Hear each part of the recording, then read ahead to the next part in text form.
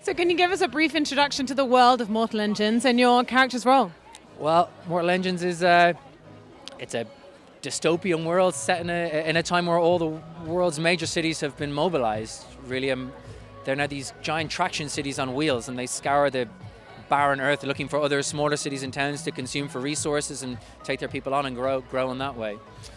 My character is Bevis Pod, which I think some fans will know from the book, and he's an engineer he's from the lower depths of the city, and he's a pretty fed up guy. He's not happy with the hierarchy in London and how things are running, and I think he feels that a lot of the people in London are being fooled as to how the city actually works and how great a place it is, and he wishes he could do something about it, but he can't.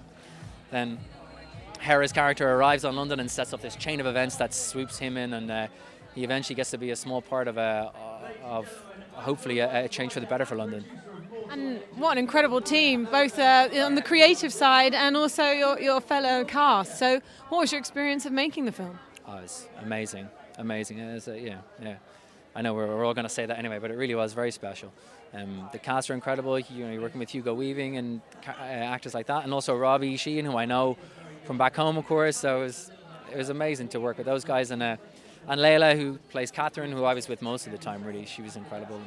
But then, of course, when you step on a set with Christian Rivers and Peter Jackson and Fran and Filippo and all these, multiple Oscar winners, you just know you're in safe hands. You know everything's going to be in place for you to do as good a job as you possibly can. So you just make sure you're well prepared, ready to go, and passionate, and they just welcome everybody with a big smile. So it's great. And with a lot of it, with the effects been putting in after, it must be a bit challenging to kind of like imagine all that while you're on set. Were there particular challenges or highlights for you? Sometimes. I mean, they do build these insane sets, so it's not like it's such a strange thing working with these guys. They're simultaneously like old school because they build these massive sets, and they're cutting edge at the forefront of everything with Weta and all the digital technology there. So they kind of strike an amazing balance with that stuff. So there are massive sets with green screen behind you. But I think that we had a day on a bridge. We had a day on a bridge where it was just like a plank with some things behind us and looking at a tennis ball for a while. And you get used to it, though. You get used to it. It's all part of the fun. Once you're opposite an actor who's giving as much to a scene as Layla does, then everything else kind of melts away anyway once you start to get into it. And what do you think people are going to take away? Do you see it as pure entertainment, or it can get quite philosophical too? No, there's definitely some philosophical side to it. It is, an epic, amazing cinematic experience. It's a lot of fun, but there are some darker prophetic messages in there about where we might be going in the world today, not just in London, but everywhere. It's a world where all resources have been just obliterated because of human beings' behavior. It's the world ended, or the world almost ended after a nuclear war. There's no water, there's no food. There's refugees coming into different cities all the time, being treated appallingly. So just because it's set 2,000 years in the future doesn't mean it doesn't have. There's no parallels to anything that we experience today. So I think it's important to have that in these kind of films. Can you quickly tell us what you're going to be doing after this film?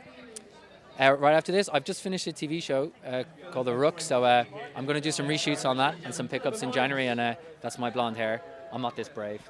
They make me do it. So I'm going to go do some pickups and reshoots on that, and then who knows after that, we'll see.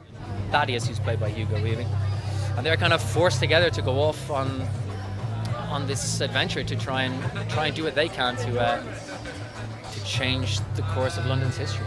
I mean, it's daunting at the start for sure, but I mean that part of it's kind of easy eventually. Like after the first day when you're terrified, it's pretty straightforward because you just know you're in such safe hands.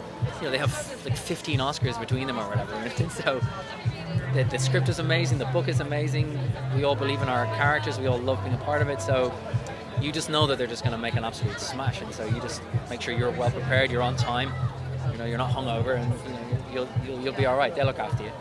Well, these days, I think a lot of us would take what we can get in terms of escapism. But this is also there are quite important messages in this film as well. That like it's set 2,000 years in the future or whatever, but things have gone terribly, terribly wrong, and the world is a wonderful place and all that. But there are some terrible things that are happening today that, if they're not rectified, could lead to something like this.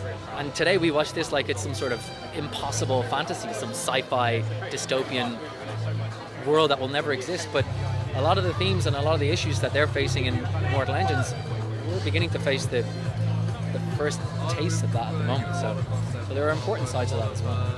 Yeah, absolutely, they did add that in, and but that moment was already, that energy was already in the script. I think they've like wanted to make an absolute point of that, which is an amazing thing to do, which is part of the power of film.